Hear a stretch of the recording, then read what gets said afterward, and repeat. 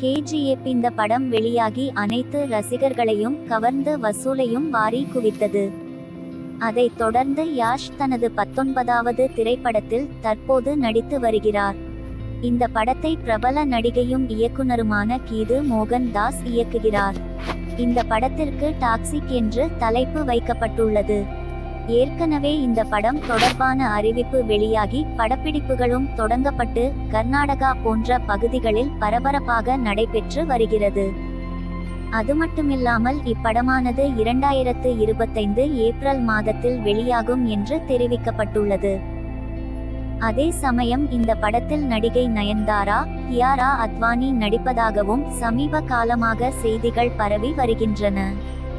அதன்படி இந்த படத்தின் மீதான எதிர்பார்ப்பு பெரிய அளவில் இருந்து வரும் நிலையில் படம் தொடர்பான புதிய அப்டேட் ஒன்று கிடைத்துள்ளது.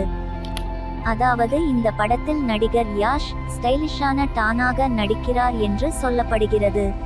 ஏற்கனவே நடிகர் யாஷ் கே.ஜி.எஃப் படங்களில் டானாக நடித்திருந்தார் என்பது குறிப்பிடத்தக்கது.